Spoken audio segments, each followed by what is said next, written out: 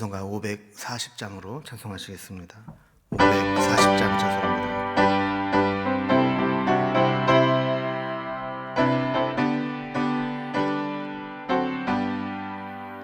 주의 음성을 내가 들으니 사랑한단 말일세.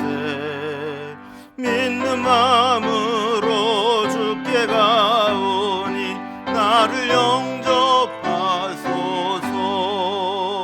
내가 매일 십자가 앞에 더 가까이 가오니 구세주의 흘린 보배 피로써 나를 정케 하소서. 주여 넓으신 은혜 베푸사 나를 받아주시고 나의 꿈은 그 주의 뜻같이 되게 하여 주소서. 내가 매일 십자가 앞에 더 가까이 가오니 구세주의 흘린 보배 피로써 나를 정케 하소서. 주의 보좌로 나아갈 때에 어찌하니 기쁠까. 주의 얼굴을 항상 배우니 더욱 친근합니다. 내가 매일 십자가 앞에 더 가까이 가오니 구세주의 흘린 보배 피로써 나를 정케 하소서. 우리 구주의 넓은 사랑을 증량할 자 없으며 주가 주시는 참된 기쁨도 헤아릴 수 없도다. 내가 매일 십자가 앞에 더 가까이 가오니 구세주의 흘린 보배 피로써 나를 정케 하소서. 아멘. 오늘 우리에게 준 하나님 말씀은 구약성경 시편 44편 1절에서 26절까지 말씀입니다. 시편 44편 1절에서 26절까지 말씀을 제가 봉독하겠습니다. 하나님이여, 주께서 우리 조상들의 날 곧 옛날에 행하신 일을 그들이 우리에게 일러주매 우리가 우리 귀로 들었나이다. 주께서 주의 손으로 뭇 백성을 내쫓으시고 우리 조상들을 이 땅에 뿌리박게 하시며 주께서 다른 민족들은 고달프게 하시고 우리 조상들은 번성하게 하셨나이다. 그들이 자기 칼로 땅을 얻어 차지함이 아니요 그들의 팔이 그들을 구원함도 아니라 오직 주의 오른손과 주의 팔과 주의 얼굴의 빛으로 하셨으니 주께서 그들을 기뻐하신 까닭이니이다. 하나님이여, 주는 나의 왕이시니 야곱에게 구원을 베푸소서. 우리가 주를 의지하여 우리 대적을 누르고 우리를 치러 일어나는 자를 주의 이름으로 밟으리이다. 나는 내 활을 의지하지 아니할 것이라. 내 칼이 나를 구원하지 못하리이다. 오직 주께서 우리를 우리 원수들에게서 구원하시고 우리를 미워하는 자로 수치를 당하게 하셨나이다. 우리가 종일 하나님을 자랑하였나이다. 우리는 하나님의 이름에 영원히 감사하리이다.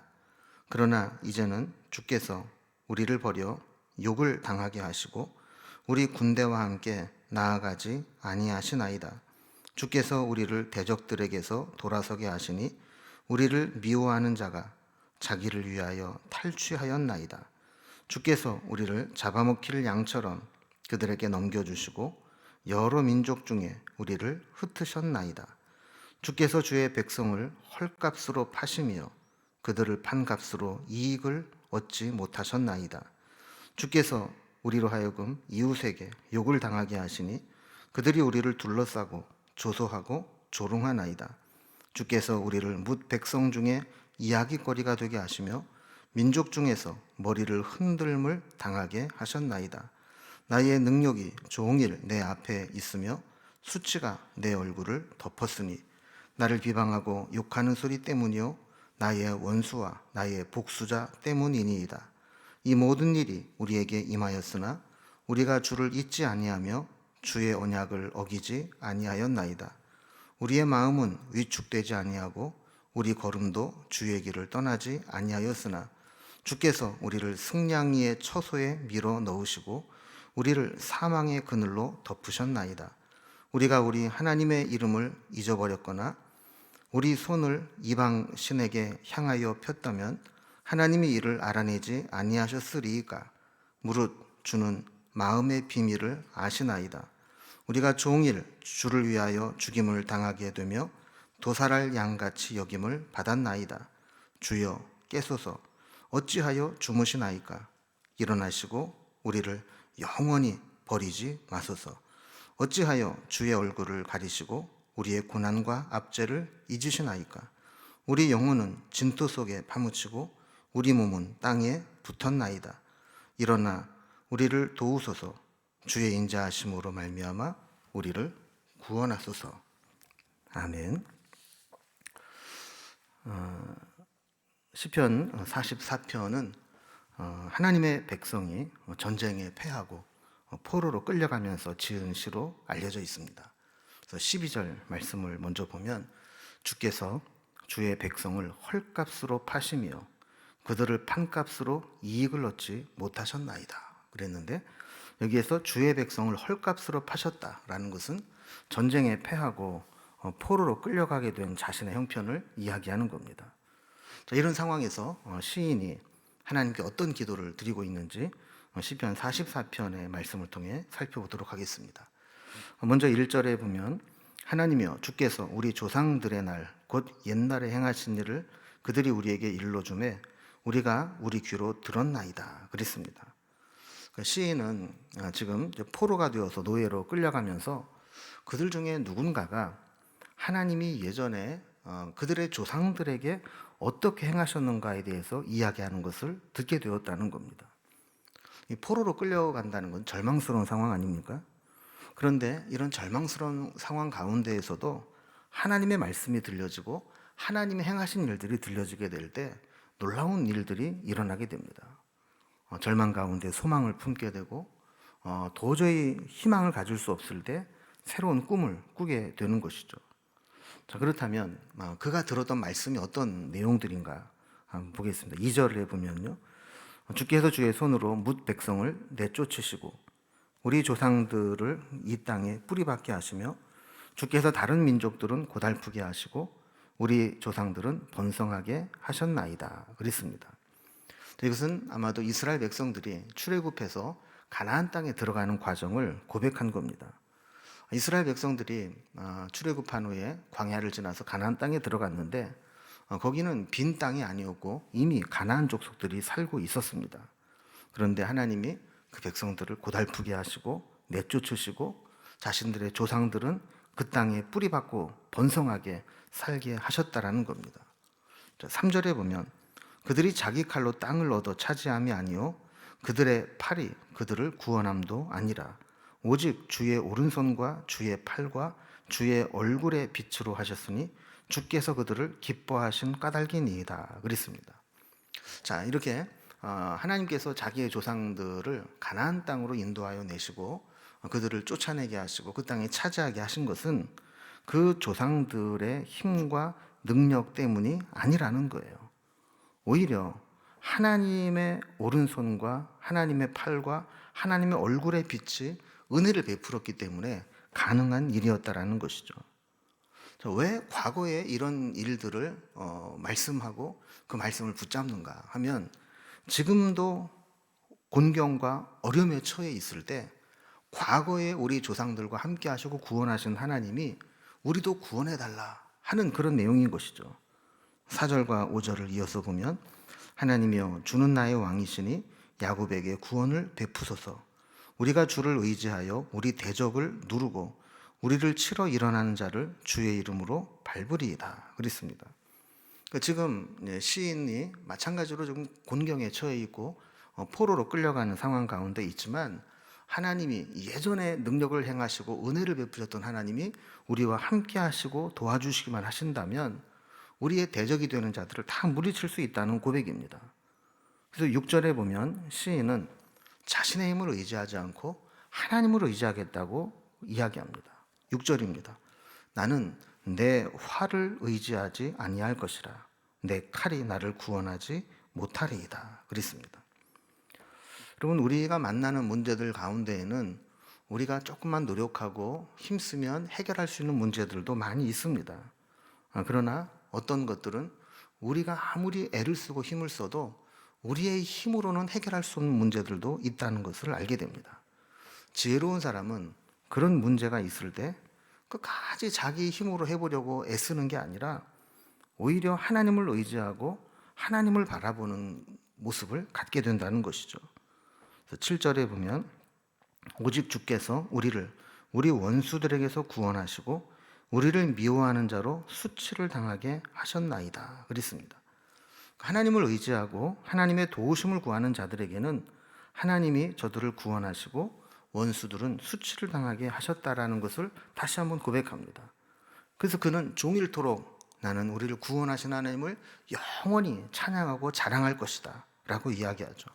그래서 8절에 보면 우리가 종일 하나님을 자랑하였나이다. 우리는 하나님의 이름에 영원히 감사하리이다. 자, 이렇게 하나님의 구원, 하나님의 능력, 하나님의 은혜를 경험하고 나면 그냥 자연스럽게 찬양이 나오고 감사가 나오고 하나님을 자랑하고 간증하고 싶은 마음이 생기는 거죠. 자, 그런데 9절부터 보면 분위기가 갑자기 바뀝니다. 왜 자신들이 고통을 당하고 원수들에게 욕을 당하게 되었는지 그 현실을 바라보면서 자신의 모습을 반성합니다. 자, 9절에 보면요. 그러나 이제는 주께서 우리를 버려 욕을 당하게 하시고 우리 군대와 함께 나아가지 아니하시나이다. 그랬습니다. 지금 매우 당황스러운 상황을 만나고 경험하게 되는 겁니다. 하나님의 백성들은 우리가 하나님과 함께 전쟁에 나아가면 하나님 우리와 함께 나아가실 것이고 우리를 도우실 것이고 우리를 승리하게 해주실 것이다. 이렇게 믿었는데 한참 싸우다 보니까 하나님이 우리와 함께 하지 않으신 것 같고 우리를 위해 싸워주지 않으시고 우리를 돕지 않으시는 것처럼 느끼면서 결국에는 망하게 되었다는 거예요. 10절 말씀과 같이 되었다는 겁니다. 주께서 우리를 대적들에게서 돌아서게 하시니 우리를 미워하는 자가 자기를 위하여 탈취하였나이다. 여러분, 여기에서 주께서 우리를 대적들에게서 돌아서게 하셨다. 이 얘기는 뭐냐면 여러분, 전쟁을 하게 되면 적군과 맞서 싸워야 되는데 대적들에게서 돌아섰다는 얘기는 이미 패배하고 도주하는 수치스러운 장면을 당하게 했다라는 거예요. 그래서 전쟁에 패하고 도망을 가면서 많은 것들을 잃어버리게 되고 악한 자들이 전리품으로 탈취하고 노력함으로 비참한 처지에 처하게 되었다라는 고백이죠. 11절에 보면 그들의 처지를 이렇게 이야기합니다. 주께서 우리를 잡아먹힐 양처럼 그들에게 넘겨주고 여러 민족 중에 우리를 흩으셨나이다. 그러니까 이 양들이 만약에 늑대나 곰이나 사자나 이런 짐승들에게 넘겨지게 되면 인정사정 볼 것 없이 그들에게 물어 뜯기고 죽임을 당하지 않습니까? 이렇게 이스라엘 백성들이 이방인에게 잡아먹힐 양처럼 패하게 되고 포로로 끌려가서 여러 민족 가운데 흩으셨다라는 거예요. 결국 이방 민족에게 망하고 노예로 끌려갔다는 것이죠. 12절에 보면 주께서 주의 백성을 헐값으로 파시며 그들을 판값으로 이익을 얻지 못하였나이다. 그랬습니다. 우리 하나님의 백성들은요, 하나님이 버리시면 진짜 아무것도 아닌 자들입니다. 아무 가치가 없는 자들입니다. 하나님이 저들을 헐값으로 파시듯이 이방인에게 포로로 끌려가게 했는데 하나님이 그것으로 이익을 얻은 게 하나도 없다라는 거예요. 여러분 보통 장사를 하면 무엇인가를 사서 되팔고 하면서 이익을 남기지 않습니까? 그런데 이스라엘 백성들은 하나님의 손에서 떠나고 나니까 아무짝에도 쓸데없는 그런 무가치한 자들이라는 것을 그렇게 하나님께서 버리고 버림받고 난 후에야 깨닫게 되었다라는 거예요. 포로로 끌려간 상황이 얼마나 비참한 것인가를 13절에서 이렇게 이야기합니다. 주께서 우리로 하여금 이웃에게 욕을 당하게 하시니 그들이 우리를 둘러싸고 조소하고 조롱하나이다. 보통 우리는 고통당하는 것도 힘들지만 고통 중에 있는 우리를 보면서 주변에서 하는 말들이 우리를 더 힘들게 할 때가 있습니다. 그러니까 이스라엘 백성들이 포로로 끌려갔습니다. 그런데 그 비참한 처지에 있는 모습들을 보면서 사람들이 둘러싸고 조소하고 조롱하고 이렇게 될 때 더 큰 상처를 입게 되었다는 것이죠. 14절에서도 주께서 우리를 뭇 백성 중에 이야기거리가 되게 하시며 민족 중에서 머리 흔들림을 당하게 하셨나이다. 그것은 개인적인 차원이 아니라 저 민족이 하나님을 섬기는 민족이라고 하는데 저렇게 무기력하게 패하고 포로로 끌려갔다. 그리고 막 가십거리가 되고 머리를 흔들며 조롱하는 그런 것들을 당하게 되었다라는 거예요. 여러분 15절과 16절에 보면 이렇게 이어서 이야기합니다. 나의 능력이 종일 내 앞에 있으며 수치가 내 얼굴을 덮었으니 나를 비방하고 욕하는 소리 때문이요 나의 원수와 나의 복수자 때문이니이다. 여러분 여기 보면 능욕, 수치, 비방, 욕 이런 말들이 나오게 되는데 전쟁에서 패한 것도 참 고통스러운데 노예로 끌려갑니다. 노예로 끌려가서 종살이하는 것도 힘든데 이런 모습들을 보면서 다른 사람들이 수치와 모욕을 주게 되면 정말 살아갈 힘이 없게 되는 거죠. 자, 그러면 이런 현실 속에서 우리는 어떻게 해야 될까요? 17절에 이렇게 고백합니다. 이 모든 일이 우리에게 임하였으나 우리가 주를 잊지 아니하며 주의 언약을 어기지 아니하였나이다. 여러분 여기 보면 이 시인이 이런 절망스러운 상황 가운데서도 얼마나 믿음으로 살려고 몸부림을 치고 애를 썼는가 하는 모습이 나오게 됩니다. 그럼 포로로 끌려가서 종살이를 하게 되면 자유가 없습니다. 주인이 시키는 대로 해야 됩니다. 그 중에 특히 성도들에게 힘든 일은 주인이 우상을 섬기고 우상에게 절을 하게 하고 하나님에 대한 신앙을 버리라고 할 때 그 강요를 받으면서 어떻게 하느냐 하는 겁니다. 그런데 시인은 그런 상황 가운데서도 주를 잊지 않고 주의 언약을 어기지 아니하였다 이야기합니다. 살아남기 위해서 우상에게 절하거나 유혹과 미혹을 받을 때 타협하고 살지 않았다는 겁니다. 18절에 보면 우리의 마음은 위축되지 아니하고 우리 걸음도 주의 길을 떠나지 아니하였으나 그랬습니다. 그러니까 시인은 끝까지 성도로서의 자존심을 지키려고 노력했습니다. 마음도 위축되지 않고 우리의 걸음걸임도 믿음의 길에서 떠나지 않으려고 애를 썼다는 겁니다. 자, 이렇게 되면 우리는 어떤 기대를 하느냐? 내가 한때 전쟁에 패하고 포로로 끌려와서 비참한 처지가 되었지만 그 상황 가운데서도 내가 우상을 섬기지 않고 믿음의 길을 버리지 않고 위축되지 않고 끝까지 하나님을 바라보면 하나님께서 나를 기적 같은 방법으로 구원하시겠지. 이런 기대를 하게 됩니다. 그런데 결과는 그 기대와 전혀 다르게 참담했다는 것을 고백합니다. 19절을 보면요. 주께서 우리를 승냥이의 처소에 밀어 넣으시고 우리를 사망의 그늘로 덮으셨나이다. 그랬습니다. 자, 그 말씀드린 대로 말씀을 지키고 순종하고 믿음을 지키기 위해 노력을 했는데 지금 우리는 여전히 늑대의 소굴에 끌려 들어간 것과 같은 처지가 되었다라는 거예요. 승냥이의 처소, 늑대과에 있는 야생 짐승인데 여기에 던져져서 위협을 당하고 고통을 당하고 사망의 그늘에 뒤덮인 것 같은 그런 느낌을 가지고 살아가고 버티고 있다는 겁니다. 이때 시인은 다시 하나님을 바라보면서 하나님, 그럴지라도 내가 얼마나 믿음으로 살려고 노력했는지 그걸 하나님이 기억해달라라는 호소합니다. 20절, 21절을 보면요. 우리가 우리 하나님의 이름을 잊어버렸거나 우리 손을 이방신에게 향하여 폈더면 하나님이 이를 알아내지 아니하셨으리이까. 무릇 주는 마음의 비밀을 아시나이다.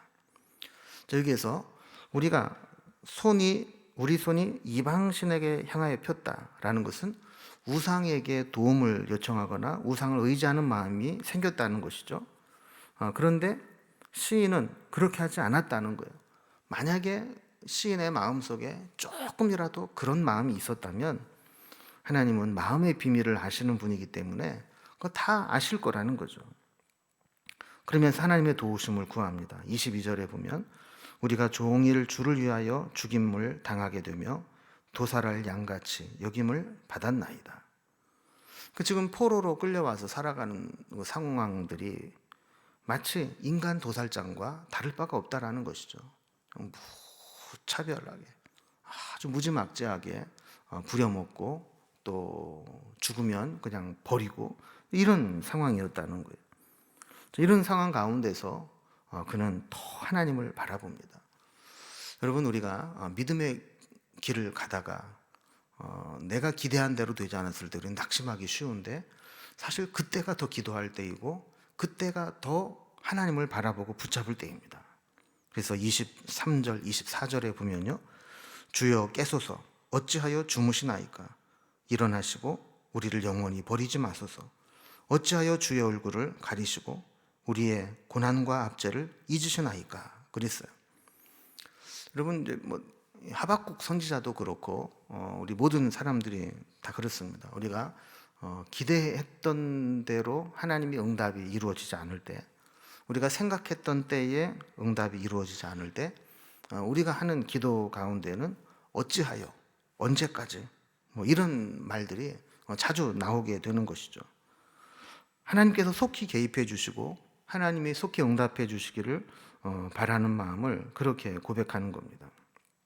여기 보면 하나님이 주무시겠습니까? 하나님은 졸지도 않으시고 주무시지도 않으신다 그랬는데 주여 깨소서 어찌하여 주무시나이까 이렇게 이야기하는 것은 자기가 볼 때에는 하나님이 나의 상황에 대해서 전혀 신경 쓰지 않고 마치 주무시는 것과 같이 내 상황을 알아주지 않는 것 같다라는 겁니다. 이렇게 하나님의 침묵 가운데 답답함을 느끼게 되었을 때 나를 잊지 말아달라고, 얼굴을 가리지 말아달라고 이렇게 이야기하는 것이죠. 자, 그러면서 25절에 보면 자신들이 얼마나 비참한 처지에 있는가를 이렇게 표현합니다. 우리 영혼은 진토 속에 파묻히고 우리 몸은 땅에 붙었나이다. 그러니까 우리 영혼이 진토에 파묻히고 우리 몸이 땅에 붙었다는 것은 지금 자기가 죽은 자와 다를 바가 없다는 거예요. 산송장과 같다라는 거죠. 그냥 땅에다 묻어놓으면 그냥 무덤이 될 정도로 그렇게 죽은 것과 다름이 없다라는 겁니다. 그러면서 마지막 26절에 하나님께 도우심을 요청합니다. 일어나 우리를 도우소서 주의 인자하심으로 말미암아 우리를 구원하소서. 여러분, 마지막 다 죽어가는 상황에서도 포기하지 않고 하나님을 붙잡고 간절히 기도하는 시인의 모습을 보게 됩니다. 이렇게 기도할 수 있는 근거는 아까 서두에도 말씀을 드렸던 것처럼 포로로 끌려가는 상황 가운데에서도 누군가 전해주었던 말씀 때문입니다.